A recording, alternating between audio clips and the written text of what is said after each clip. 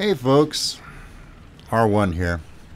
Welcome to episode 13 of Virtual Realms. Now, the Virtual Realms episodes, I usually cover news outside of actual gameplay, either something about what's happening in a game's development, or perhaps channel updates, or even a little bit of personal news, or questions and answers from you guys. So we're going to do something a little bit different this time. It's going to evolve into answering a couple of questions that have come my way, but there are going to be a few other tidbits thrown in as well. So just bear with me for a little while, and this probably won't take too terribly long. This episode is appropriately number 13, because a bit of bad luck, actually, is the reason why I'm making this edition of Virtual Realms tonight. You see, I had just created a very hurriedly thrown together little tiny video for you guys because my plans for this evening were to participate in the Armored Warfare early access. Tonight was the first night that it was scheduled to take place for a few hours in the evening. But unfortunately, as I go to log in, right after I complete this rapidly thrown together video, I go to log in and I check their forums and the servers are down. They've encountered an unexpected problem, which often happens in early access. That's the whole nature of early access, is to work out the bugs. Well, they had a server malfunction. And we here in North America, and I believe in Europe too, the error was severe enough that they had to cancel the testing for tonight. So, yeah, a bit of bad luck. And I thought, well, I've already made one video tonight. Let's go ahead and make another one. It's episode 13 of the Virtual Realms series, and bad luck seems to be appropriate somehow. So here you go. You're going to get a bonus video out of this minor fiasco for Armored Warfare. Don't take that as any reflection on the game. This sort of thing happens all the time in early access. That's the whole point of early access, is to work these kind of bugs out. Now, I'll have to say this. Armored Warfare has a pretty good community. I've met a lot of very good people on their forums.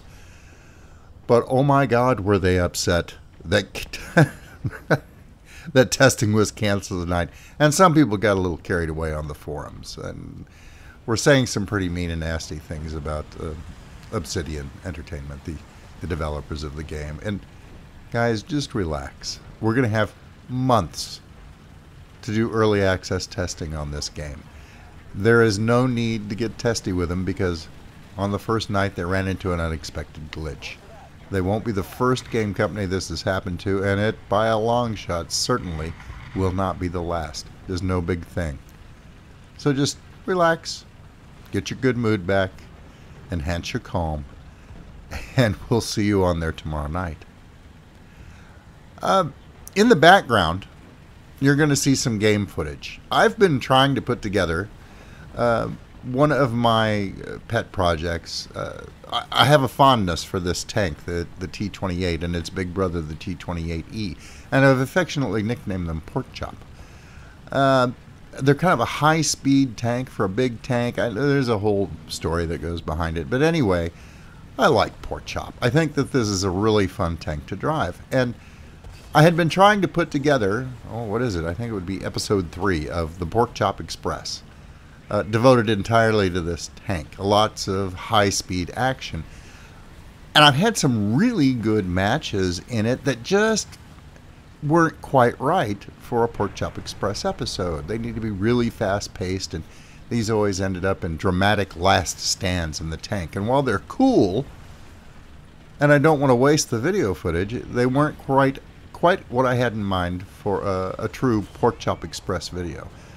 I am still going to work on that. I was informed by one of my regular viewers that I have an 8-year-old fan, his niece, and she loves the Pork Chop Express series, and I'm not going to disappoint her.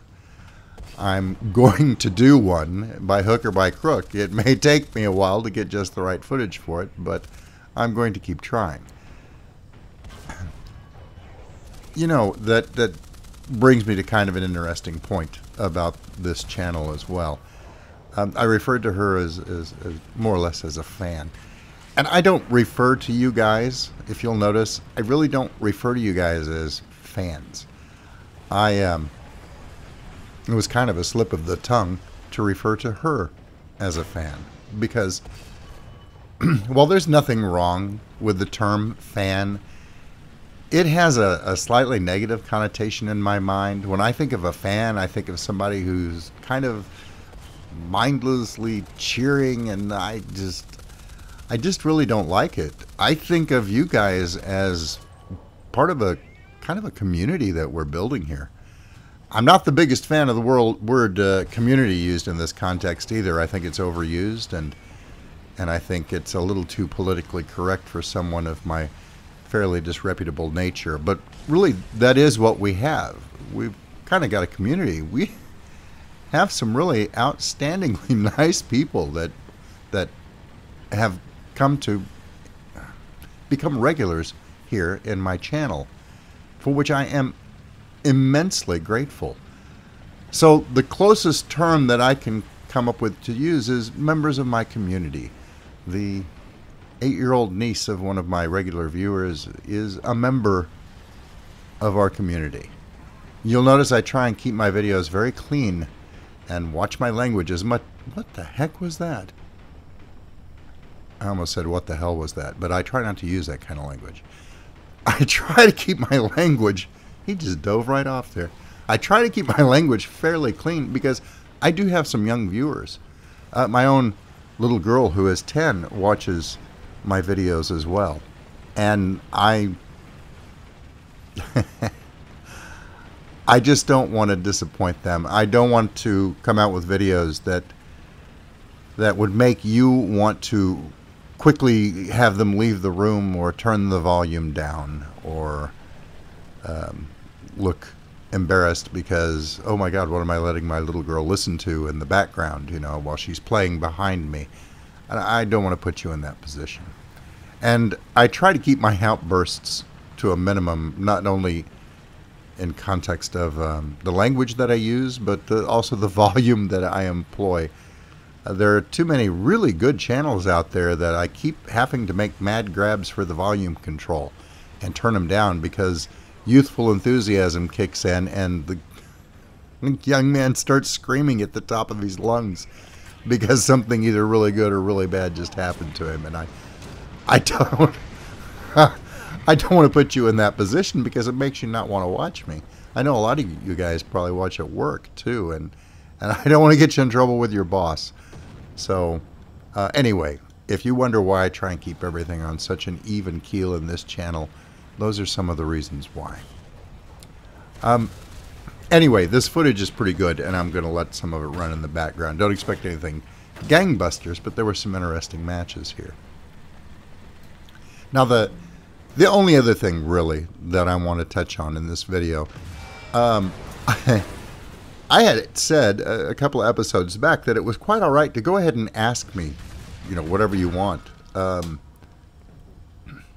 My opinion on whatever is fine.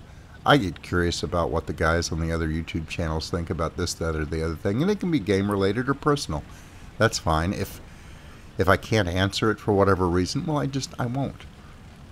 But interestingly enough, while I have had some questions come in, they've either been scattered through completely unrelated videos, or they've been in the form of questions directed to me via email. I get a lot of correspondence from various viewers, and I like that. So I'm going to answer one of those questions here in just a few minutes. Before I do, I do want to say something. A few, what was it, 2-3 videos back, I was kind of complaining a little bit strongly because I was really angry because I'd lost, on the very night I had gone to record a lot of subscriber replays. I'd set aside this whole group of a couple of, a couple of days I was going to spend devoted entirely to that. I've been saving them up. And then Gaijin came out with their last patch, and it obliterated all of them and caught more than a few of us that put together YouTube videos in that same net, and it really kind of upset me. But that very day, I got in my first subscriber replay post-patch. And since then, I've received several more, just back to back to back to back to back. And I haven't had a chance to go through all of them, but I'm going to do so at the earliest opportunity so we don't lose them again. Hopefully we won't have another Assassin Ninja nerf patch come through and obliterate everything. But thank you for getting me some replays again so quickly, and for not giving me a lot of grief about losing the ones that you guys turned in. I feel terrible about it as it is, and thank you for not making me feel any worse about it. I'll devote some serious time to that. The only two things I really have on my plate are getting you some good gameplay footage of Armored Warfare and getting those subscriber replays encoded. Maybe not released right away, but at least encoded so that I can work with them. And I'm making those two things a priority. Well, that, and I haven't really ever played a survival type game, and there's one that's coming out called Ark, and I think I'm going to give that a try because my little girl loves dinosaurs, and I'm going to use that as a great excuse for me to play this dinosaur survival game. But it'll be something a little different for the channel. And if it's not your cup of tea, just don't watch it. It's okay. Other people will enjoy it. I won't be stopping any of the other series that I keep going. I won't stop coverage of any of the other games that I do for it. I'm just going to squeeze in a few episodes of that as well. Hopefully you'll bear with me if it's not your cup of tea. But you might take a look and see. It kind of looks cool if you like that sort of thing. And, well, yeah, I kind of do. But I've never played a survival game before, so this should be an interesting experience. And there'll probably be, if I can get on a good server with a lot of communication via TeamSpeak or what have you, in-game client, whatever's available, then you will get to hear me do live commentary, which should be worth the ticket price all on its own, as I bite my lip about every second sentence trying to keep it clean. But, more importantly, on to the question that I got asked the most often. And this kind of cracks me up. It's kind of funny. And hopefully the answer won't disappoint anyone. But I have had several people, either via email or in other comments on other videos, ask me, does the name Ranger 1 mean that I was in the military? Which is an outstanding question. And this isn't the first time I've been asked that. I've had the name Ranger 1 for literally decades. I've been gaming a long time, probably longer than I should. And I've always used that name.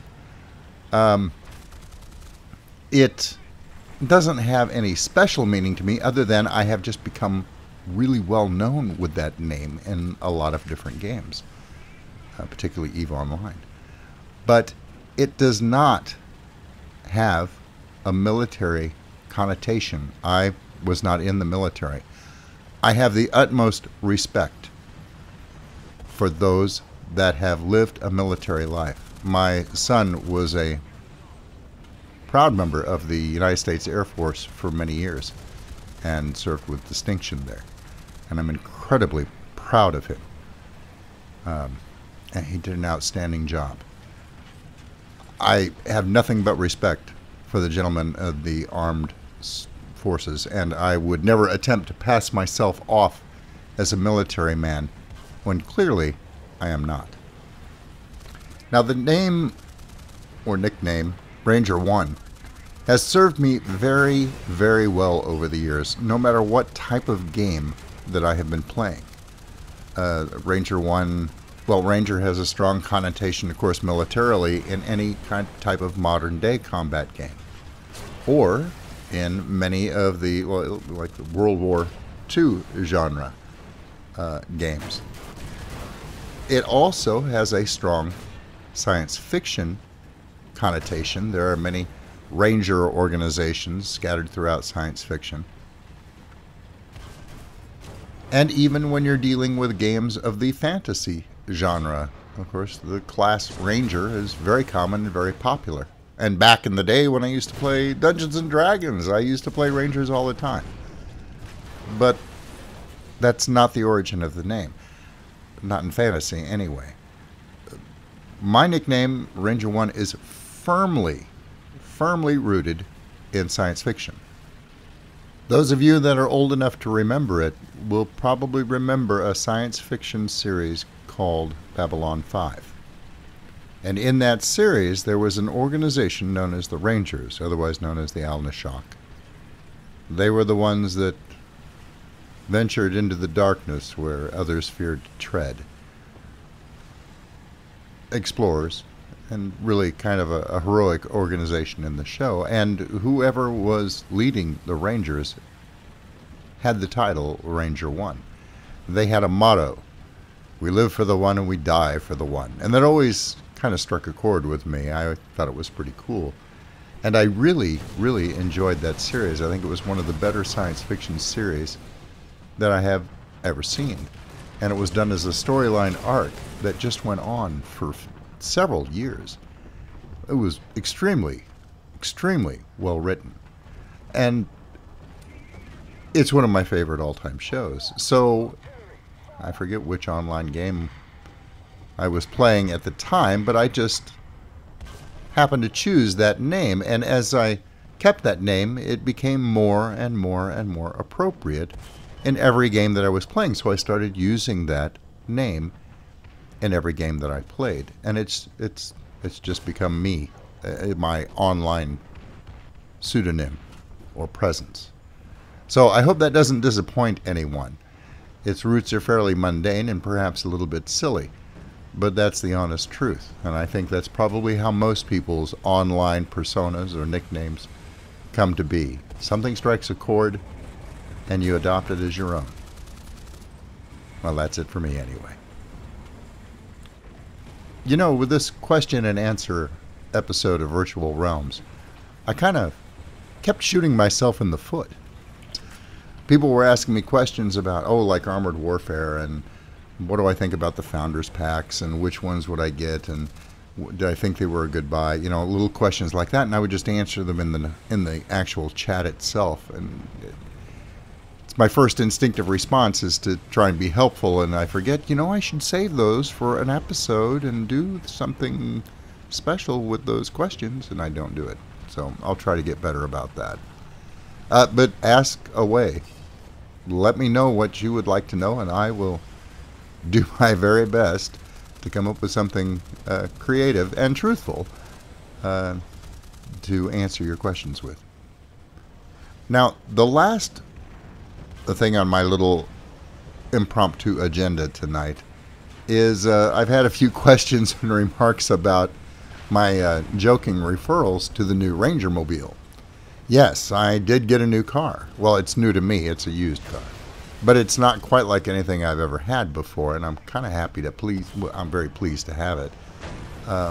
Mrs. Ranger 1 is a very kind soul, and when we were talking about my need to get a new car, because mine was pushing 200,000 miles and it just needed to be replaced, she kept showing me pictures of this one particular car. And at first I thought she was joking because, I'm trying to be all good and everything and think very conservatively and get a little, economy car. We had a modest budget set aside, and she kept showing me all these really fancy little roadsters. I was like, honey, we can't do that, da-da-da-da. And then, no, she's serious. We started looking at prices on these things, and they were pretty good. So this is what I got. I got a 2007 Pontiac Solstice. This is like the poor man's roadster. Let's be frank about it. It's got a pretty decent little engine in it. It's a zippy little roadster. I think it looks fabulous. I've never had a convertible, and I've never had a roadster. I've never had a two-seater before. This thing is kind of sweet, and it was dirt cheap. It was within the budget that we had set aside for me to get a fairly decent economy car. It only had, for a 2007, it only had 19,000 miles on it. It basically sat in somebody's garage, and they took it out on the weekends to run little trips with it, and that was about it. Oh, and best of all, its color is called Victory Red. You gotta love that. I feel pretty confident getting this car, though, in that I know people are going to have fun with this, and I couldn't fit midlife crisis, you know, as I said in a previous video. I can't fit midlife crisis on the license plate, but I am going to put an abbreviated version of Ranger 1 on personalized tags. Another first for me. I've never had personalized tags before, but this will be the Rangermobile. And as I said, I know some people are going to have a lot of fun with me for getting this thing at my age, but the one person I know who won't give me a hard time about it is my son, because the last car that he got was a Hummer. Yeah, he's got no room to talk. So there it is, the new Rangermobile. Let me know what you think about it.